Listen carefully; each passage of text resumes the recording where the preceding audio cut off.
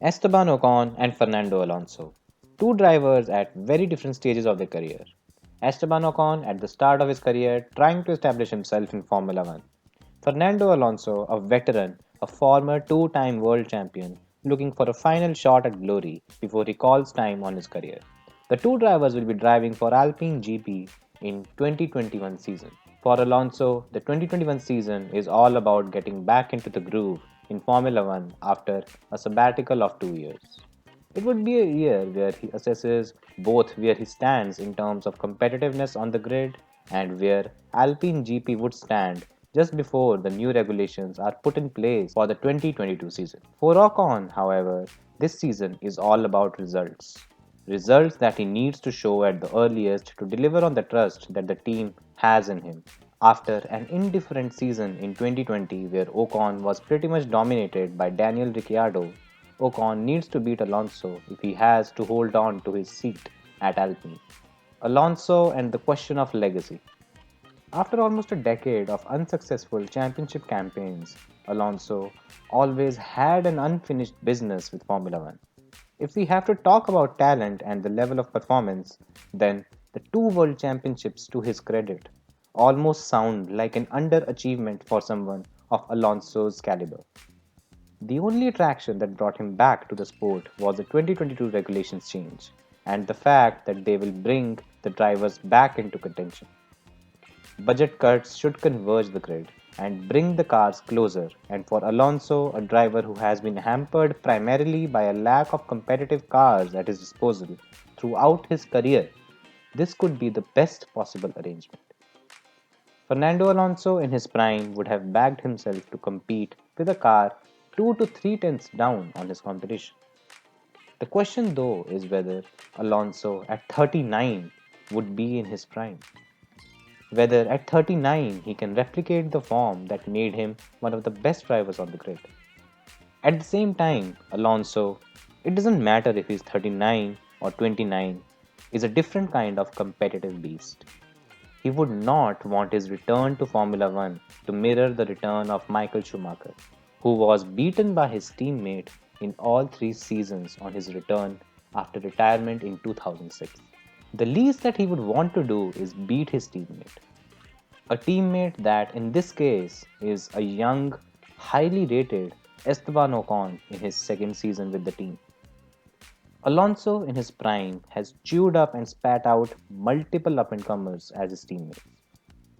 Nelson Piquet Jr., Romain Grosjean, and Stoffel Van Doon, to name a few. Although not his primary focus on his return, the least Alonso would be looking to do is add Ocon to that list. Would Alonso in his prime be able to do that to Ocon? It's hard to suggest either way, but would Alonso at 39 be able to do it? And what if Alonso isn't able to beat Ocon and is actually beaten by the young Frenchman? What impact would it have on Alonso's legacy? More than that, the kind of a beast Alonso is, would he take such a beating lying down? It would be interesting to see what answers we get for these questions. Esteban Ocon and his career at stake. Esteban Ocon made a return to Formula One last year with Renault. By all accounts, it was not the ideal return for the Frenchman as he was utterly dominated by his teammate Daniel Ricciardo. Although he was able to close the gap to Daniel throughout the season, it was still quite clear who was the faster of the two Renault drivers. Coming into 2021, Ocon is lining up next to Fernando Alonso, a driver who is famous for ending his teammates' careers by dominating to such an extent, and it would be his toughest test to date. Ocon, when he came to Formula One, was touted to be a future star.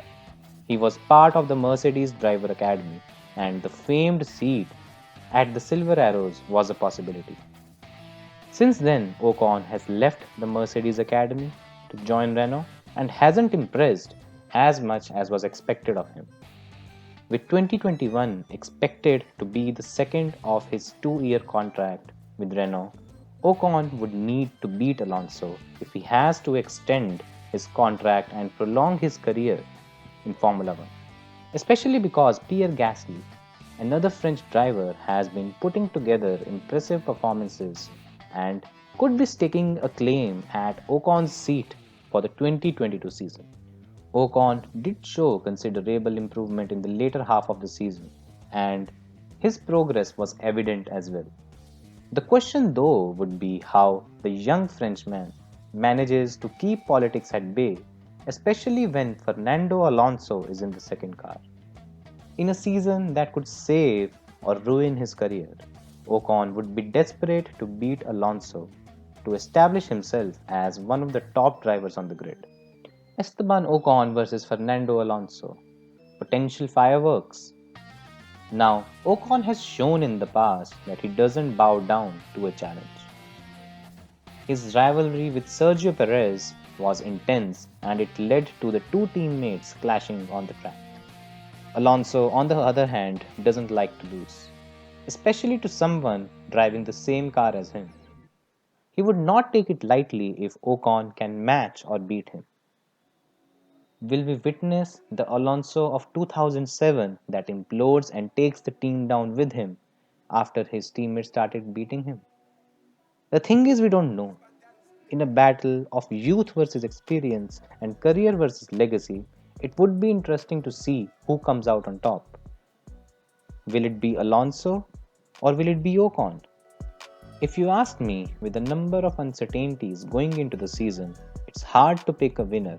But one thing is certain, it's going to be interesting to see the old Spaniard back on the grid. So, what do you guys think? Will it be Esteban Ocon or will it be Fernando Alonso who will come out on top? Do share your views in the comment section. Thanks for watching.